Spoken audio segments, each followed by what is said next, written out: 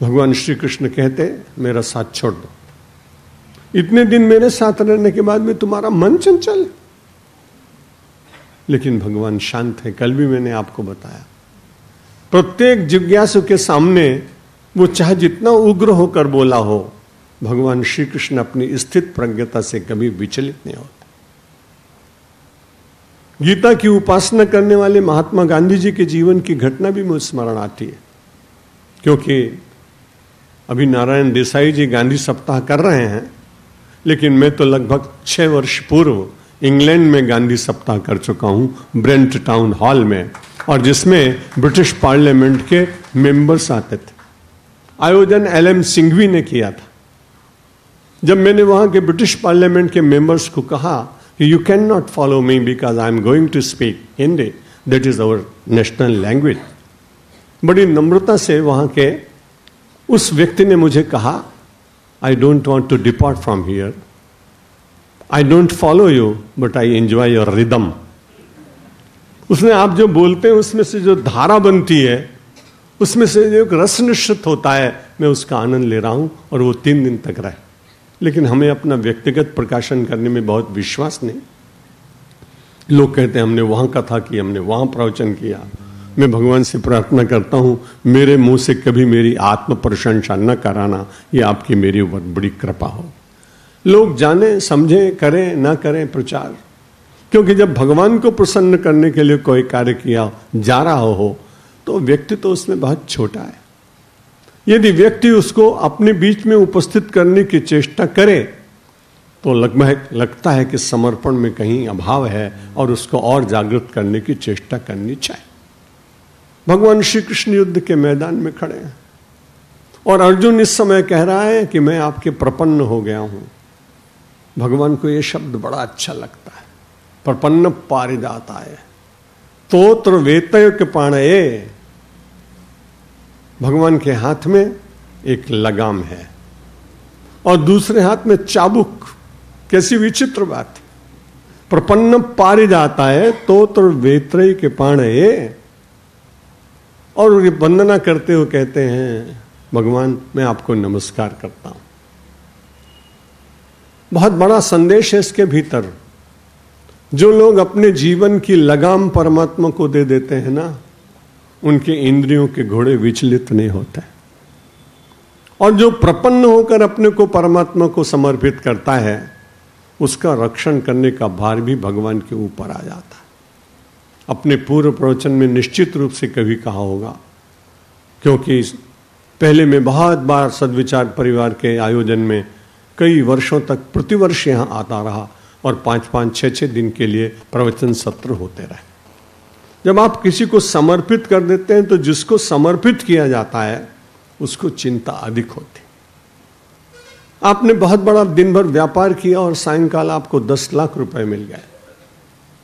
घर जाने से पहले आपने अपने कैशियर और अकाउंटेंट से पूछा, विलंब तो हो गया है लेकिन हमारा संबंध अच्छा है उस बैंक से, मैं सोचता हूं कि ये पैसे बैंक में जमा करके फिर घर जाऊं। मैंने सोचा कि 10 लाख का अमाउंट है, इसलिए 15 मिनट देर भी हो जाए तो कुछ नहीं। उसने कहा आप जरूर आइए, हम जमा कर लेंगे। और वो 3 बजे पहुंच गया। पहुंचने के बाद उसने अपने 10 लाख रुपए जमा कर दिए। उसने एक रबर स्टैंप लगाई, हस्ताक्षर कर दिए, एक छोटा सा कागज दे दिया, उसने अपनी जेब में रखा। घर पहुंचा। घर पहुंचने के बाद तत्काल उसको सूचना मिली कि जिस बैंक में आप 10 लाख रुपए जमा करके आए थे वहां 15 मिनट के बाद डाका पड़ गया, लूट हो गई, और उसको रॉबर्स लूट के ले गए। वो तुरंत देखता है कि मेरी पर्ची सुरक्षित है कि नहीं, इसमें हस्ताक्षर स्टाम्प बैंक के ठीक लगे कि नहीं। वो अपने मित्र को कहता है कि ठीक है, ऐसा ना होता तो अच्छी बात थी, लेकिन बहुत दुखी नहीं होता। उससे पूछा आपके मुख पर कोई उदासी नहीं दिखाई पड़ रही। बोला मेरी उदासी तो तब होती जब पैसा मेरे पास होता, मैंने तो कहीं जमा कर दिया, इसलिए रक्षक कोई दूसरा बन गया। प्रपन्न होने का अर्थ ऐसा ही है कि अपनी संपूर्ण जवाबदारी, अपना संपूर्ण दायित्व, अपने संपूर्ण कर्म और अपने संपूर्ण कर्म का फल ये परमात्मा के चरणों में धीरे धीरे अर्पित करें तो आप प्रपन्न होंगे।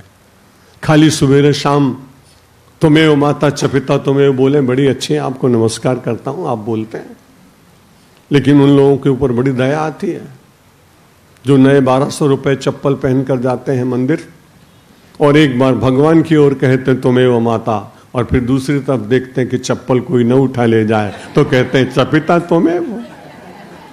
बड़ा अटपटा लगता है। या तो आप उसको सुरक्षित कहीं पहले से रख के जाएं, या आप उसको जब जाते हैं वाहन में छोड़ के जाएं, लेकिन आपका मंत्र मुंह से चले और आपकी दृष्टि और आपका शिर कहीं दूसरी तरफ घूमे और फिर उसके बाद आप प्रपन्न होने का स्वप्न देखें, ये कभी सिद्ध होने वाला नहीं। बड़ी कड़वी बात कह रहा हूं, क्षमा करेंगे। अगर सन्यासी ही कड़वी बात नहीं कहेगा तो राजनेता थोड़ी करेगा, उसको तो वोट लेना है, हरदम मीठी मीठी बात करेगा। वो तो कभी ठीक बोल ही नहीं सकता है, किसी भी दल का क्यों ना, वो सत्य नहीं बोलता। इस देश के सारे राजनीतिक असत्य पर टिके हुआ है, इसलिए बड़ी पीड़ा होती है। भगवान जाने कब क्या होगा, कुछ कहने की आवश्यकता नहीं। लेकिन हम सब लोग आध्यात्मिक जगत के सामान्य से साधक लोग हैं। मैं भी अपने को साधक ही मानता हूं। लोग मेरी बड़ी वंदना करते हैं। प्राचार्य प्रभुदास जी पटेल ने भी खूब मेरे लिए बहुत कुछ कहा, बड़े विद्वान आदमी हैं।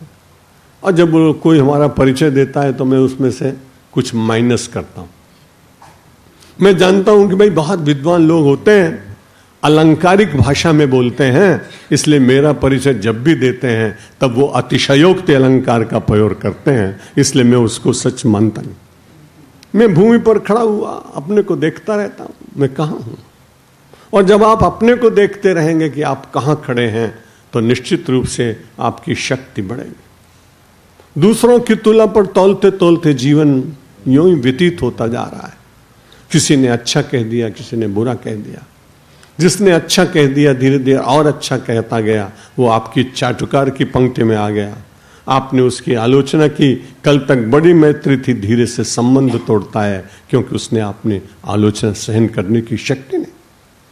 जब दूसरों की तुलना पर आप तुलेंगे तो कभी आप प्रशंसा में जिएंगे और कभी आप निंदा में जिएंगे, कभी आप वंदना में जिएंगे और कभी आप अपशब्दों में जिएंगे। जीवन कहां जिया जाएगा? इसलिए जीवन तो तब जिया जाएगा जब परमात्मा से कहें कि मेरे नाथ, मुझ में ऐसी शक्ति दो कि मैं अपने को देख सकूं। आपके दर्शन करने के बाद मेरा स्वयं का भी दर्शन प्रारंभ हो। परमात्मा के दर्शन के बाद जो व्यक्ति अंतर दर्शन करने का प्रयत्न करते हैं वे ठीक साधक बनते चले जाते हैं। युद्ध में आया हुआ एक व्यक्ति, कृपणता और कार्पण्य के दोष से उपहत हुआ व्यक्ति आत्मनिरीक्षण करते हुए तत्काल विचार करता है, ये मैंने आर्यों के योग्य कार्य नहीं किया। इसे भगवान पहले कह चुके हैं, अनार्यजुष्टम अस्वर्गम अकीर्ति कर्मार्जुन। तुम जो कुछ भी विचार कर रहे हो वो अनार्यों का विचार है, आर्यों का नहीं। तुम्हें अपकीर्ति प्रदान करने वाला है, तुम्हारे कुल जाति और परंपरा के प्रतिकूल चिंतन है, लेकिन वो नहीं समझ पाया। जब स्वयं ही उसने विचार किया कि भगवान बोल नहीं रहे हैं, इसलिए अब मुझे अपने को देखना चाहिए, मुझसे कोई भूल हुई है क्या? और जब उसको ज्ञात हुआ कि मुझसे भूल हुई है, जो सारे संसार को ज्ञान का दान देता है, उसके सामने मैं शास्त्र सुनाता रहा, मैं समाज की दुर्दशा का वर्णन करता रहा, क्या उनको ज्ञात नहीं है?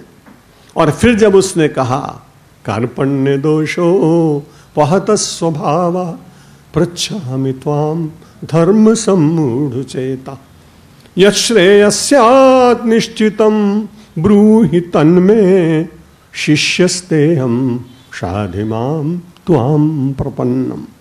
भगवान में आपके प्रपन्न हो गया हूं। भगवान को याद आया, प्रपन्न पारिजात आए। मैं तो प्रपन्न लोगों के लिए पारिजात हूं। पारिजात का मतलब कल्पवृक्ष, और कल्पवृक्ष की यही विशेषता है कि जो आप कल्पना करेंगे वो आप प्राप्त करेंगे।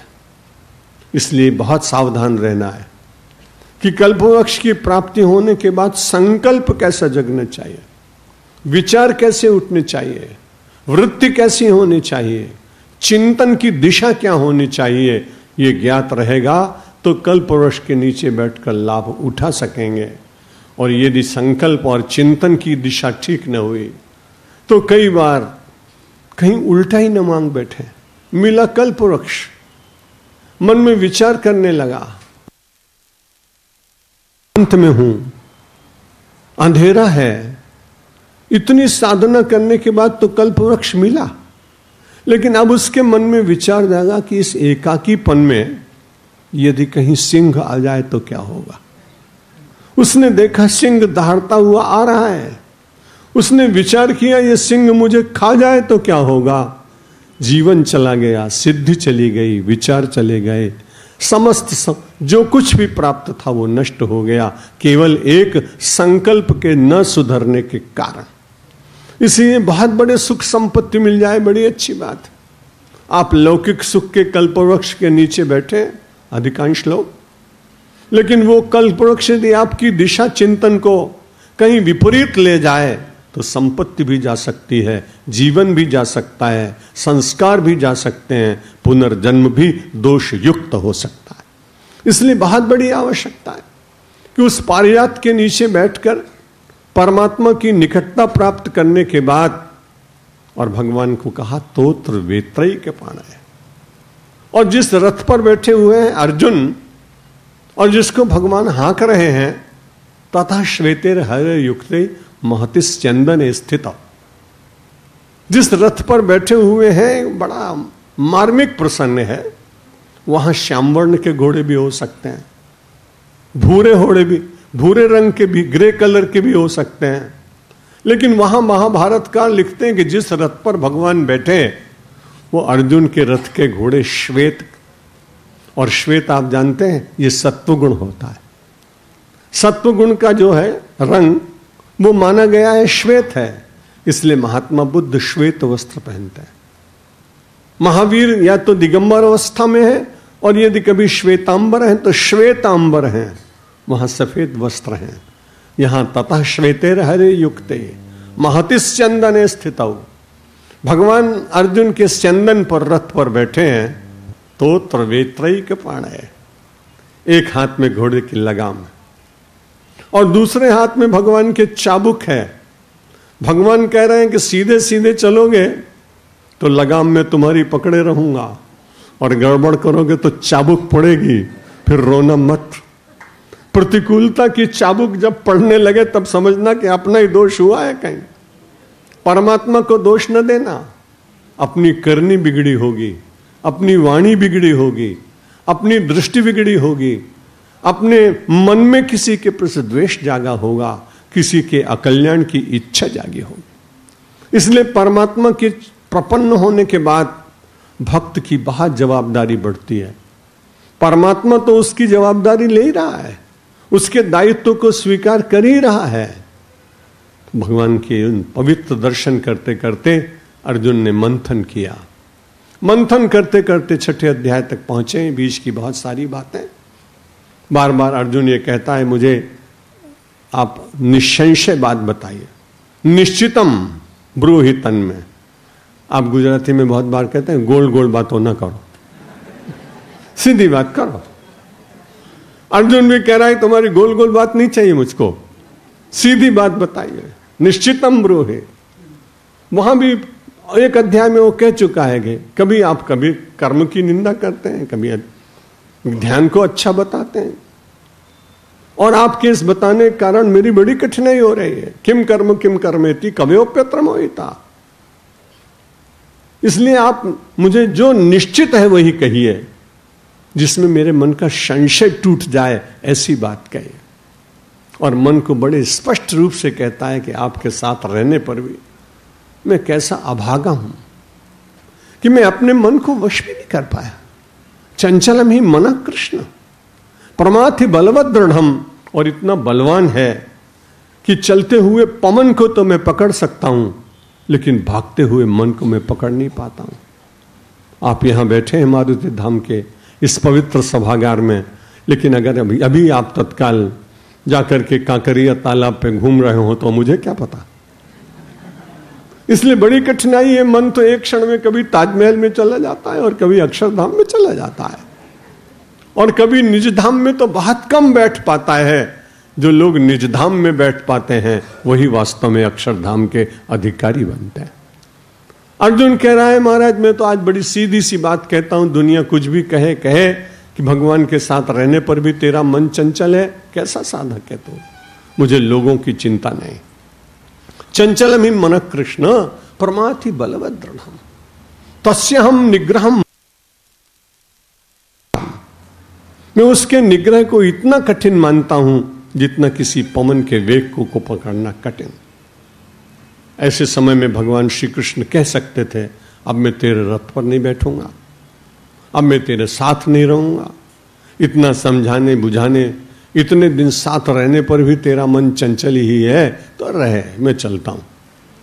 लेकिन भगवान कितने दयालु, अर्जुन की का प्रतिवाद नहीं करते। यही तो एक प्राचार्य और एक विद्यार्थी के बीच में संबंध होना चाहिए। लोग सीखते नहीं, डांटने लगते, प्रताड़ना करते हैं। भगवान इतने बड़े, लेकिन जब अर्जुन कहता है कि मेरा मन बहुत चंचल है तो तुरंत नीचे उतरते हैं।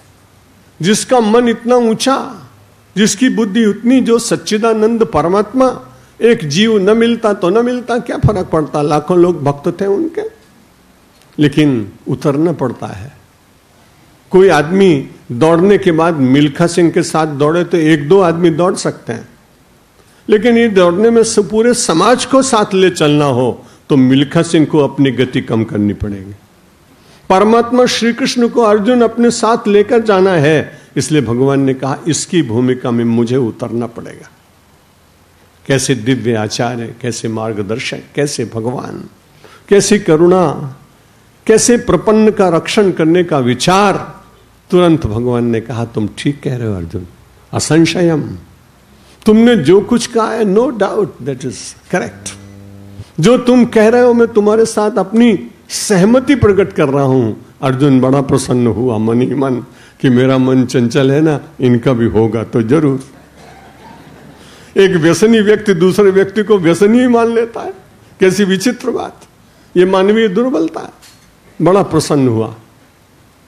भगवान ने कहा असंशयम, लेकिन तुरंत जो संबोधन दिया वो देखिए कैसा अद्भुत है।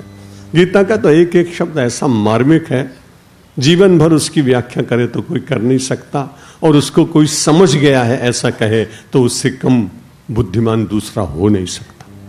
गीता को पूरा कहां समझा जा सकता, मेरे जैसा सामान्य सन्यासी मैं गीता की पूरी व्याख्या कहां कर सकता हूं, लेकिन उसके शब्दों में आनंद है, उसकी महिमा है, उसके पाठ करने से उसका भेद खुलता है, उसके स्वाध्याय करने से उसमें मां जो विराजमान है वो वात्सल्य की धारा जीव के ऊपर प्रवाहित करती है।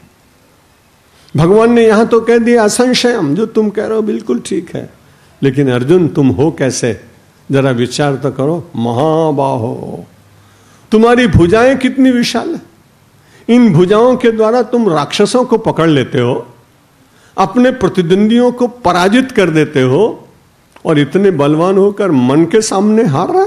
महाबाहो, इसलिए आज प्रयोग करो, अपने भीतर की शक्ति को जगाओ।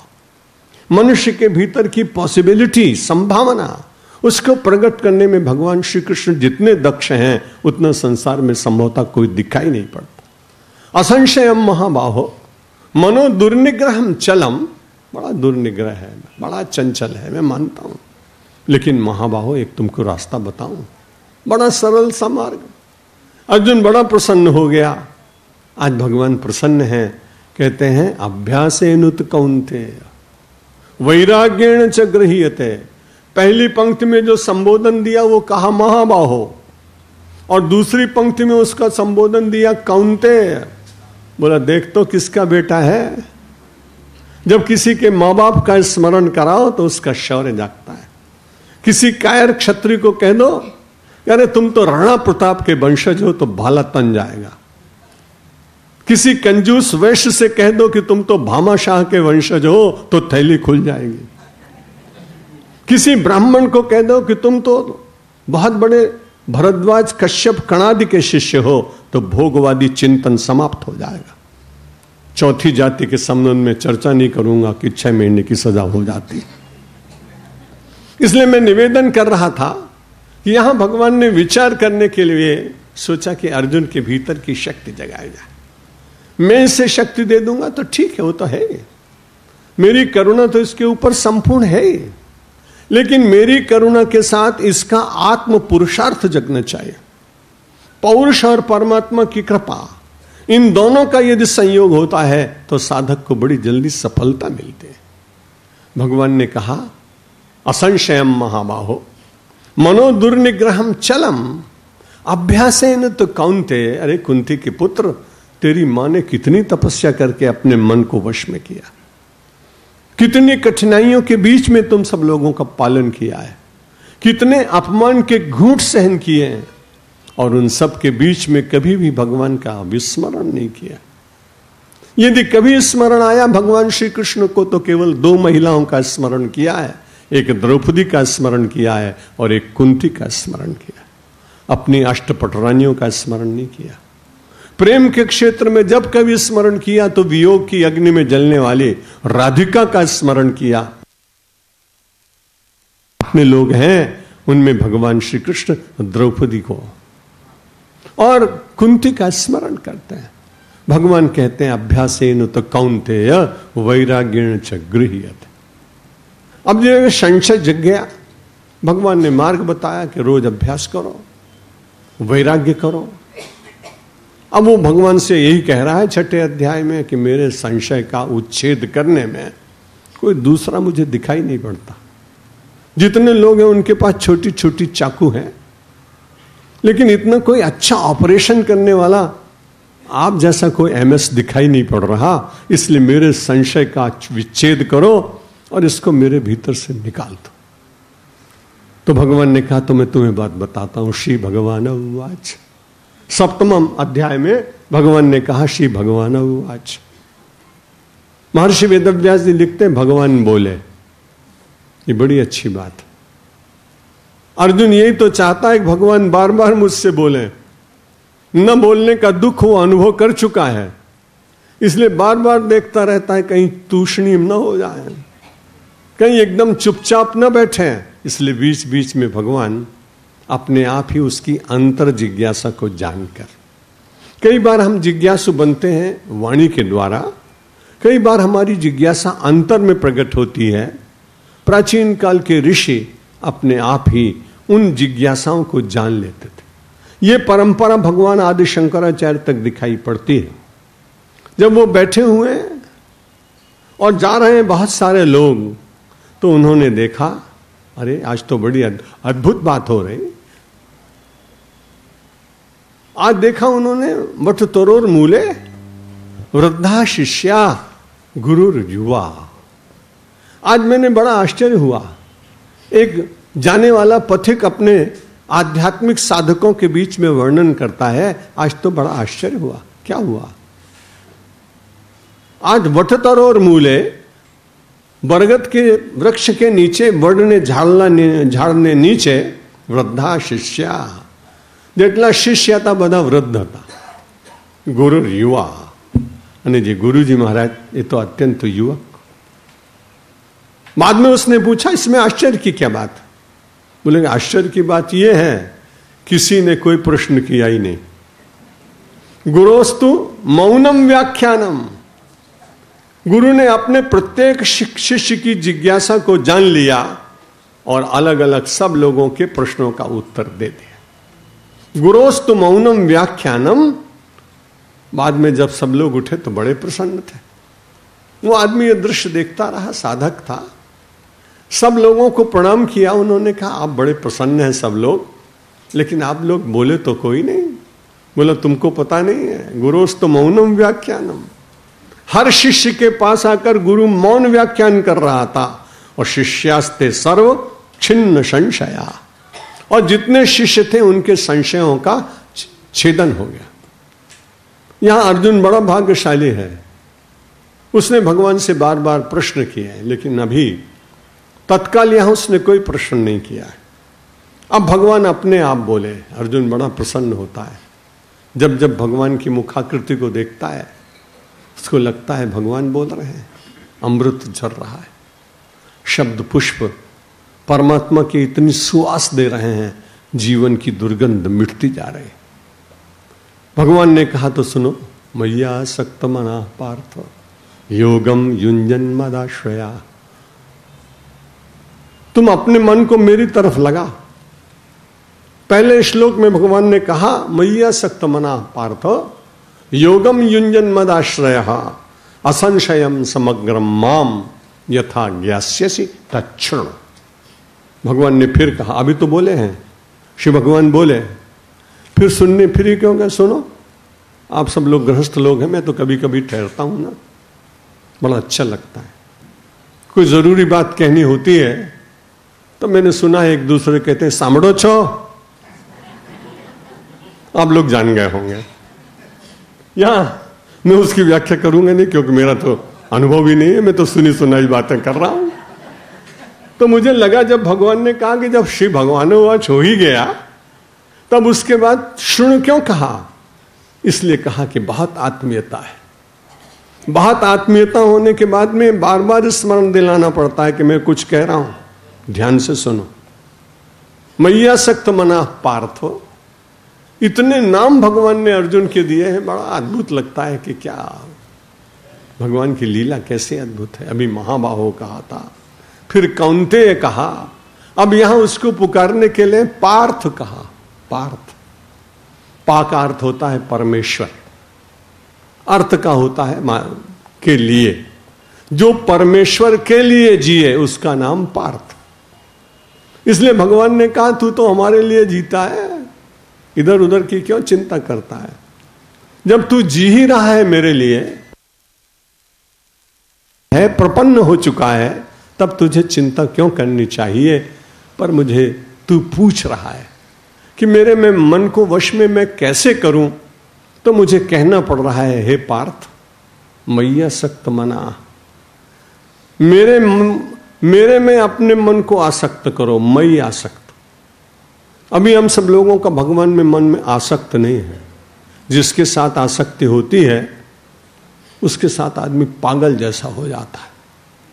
अगर अर्थ के साथ आसक्ति हो जाए तो रात रात भर जगते हैं लोग, और यदि काम के साथ आसक्ति हो जाए तो समाज की मर्यादा ही तोड़ देते हैं। भगवान ने कहा तू मेरे साथ है तो, लेकिन अभी पूरी तरह से मुझ में आसक्त नहीं हुआ। और हम सब लोगों की आसक्ति इतनी बटी हुई है। गोस्वामी तुलसीदास जी महाराज कहते हैं, नाना पुराण निगमागम सम्मतम यद। जो मैं रामायण लिख रहा हूं ये मेरी अकेली रामायण नहीं है, इसमें अनेक शास्त्रों की बातें हैं।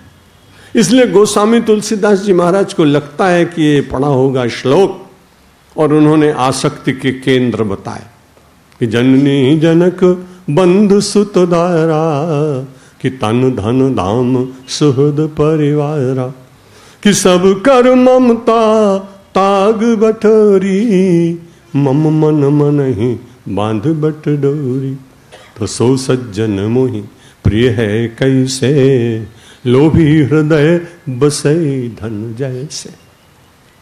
तुलसीदास जी महाराज मानो मैया सक्त मना पार्थ का विश्लेषण कर रहे हैं कि हम सब लोगों का मन कहां कहां आ सकते हैं। विचार करके देखिए, 10 स्थान है। उन 10 स्थानों के अतिरिक्त मनुष्य का मन कहीं जा ही नहीं सकता। जननी, जनक, बंधु, सुत पुत्र, दारा पत्नी, तन धन धाम सुहृद परिवार। कैसा मानसिक मनोवैज्ञानिक विश्लेषण है।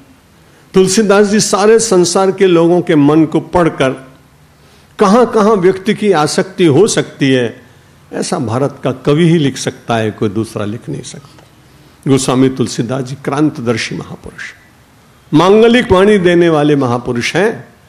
भगवान कह रहे हैं मैया सक्त मना पार्थ, अरे पार्थ अपने मन को मुझ में लगाओ। और उधर गोस्वामी जी कह रहे हैं कि जननी जनक बंधु सुत दारा। हमारा मन कभी मां के साथ इतना जुड़ जाता है कि हम कई बार उसकी उचित बात भी मान लेते, कभी अनुचित भी मानते हैं।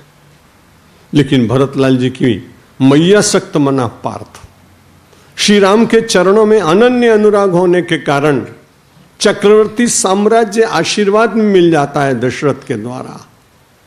लेकिन वाह, परमात्मा के चरणों का दर्शन, उनमें आसक्ति ही परम सुख दिला सकती है। सारे अयोध्यावासी कहने लगे आपका कोई विरोधी नहीं, बहुमत की बात नहीं है, सर्वमत की बात। आप यहां बैठिए, राज सिंहासन स्वीकारिए। भरतलाल जी चुपचाप है।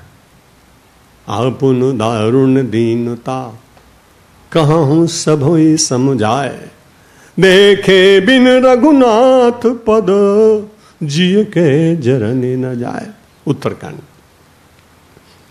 भरतलाल जी, अयोध्या कांड। तो भरतलाल जी कहते हैं कि अरे भाई आप सब राजा को बना रहे हो मुझको। जितने अयोध्यावासी सब लोग कहते हैं कि अरे नहीं आपका क्या दोष है, दशरथ ने दिया है, मां ने मांग लिया है। प्रजाजन अपने आप धीरे धीरे समझ जाएंगे, क्योंकि राम से बढ़कर कोई था नहीं, वो चले गए, भरत को मिलना चाहिए। लेकिन वो कहते हैं तुमको पता नहीं मेरा मन कहां आ सकता है, तुम देखते हो क्या? तुम केवल धन देख रहे हो, तुम राजगद्दी देख रहे हो, तुम अयोध्या देख रहे हो, तुम वैभव देख रहे हो, तुम कीर्ति देख रहे हो, तुम लोगों की जय जयकार देख रहे हो, और मैं अपने मन को परमात्मा के चरणों के नमस्कार में लगाया। जो जयकार में बहुत जीता है उसका नमस्कार छूट जाता है, और जो नमस्कार में जीने लगता है, जयकार में रस्त लेने लगता है, समझ लो कि पतन की पहली सीढ़ी पर उसने पैर रख दिया है, वो कितना भी बड़ा कोई क्यों ना हो। इसलिए परमात्मा के प्रति नमस्कार की भावना, वृद्ध जनों के प्रति नमस्कार की भावना, विश्व के प्रत्येक व्यक्ति के भीतर नमस्कार की भावना। इसीलिए गोस्वामी जी ने कहा कि सिया राम मैं सब जग जानी, अरे करहूं प्रणाम जोर जुग पाण। मैया सक्त मना पार्थ। अर्जुन तुम मेरे मन को, अपने मन को मेरे मन के साथ लगा दो, मेरे साथ जोड़ दो।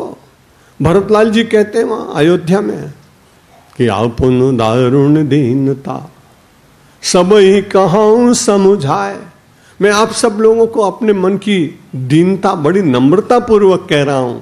मेरा मन परमात्मा के चरणों में आसक्त हो गया है। देखे बिन रघुवीर पद जिय के जरनी न जाए। जब तक मैं परमात्मा श्री राम के चरणों का दर्शन, आपका स्वार्थ नहीं है। वो कहते मेरा जी जल रहा है, मेरे हृदय में दाह है, मेरे भीतर एक ज्वाला जल रही है, धधक रही है एक भट्टी, मैं अग्नि से पीड़ित हूं।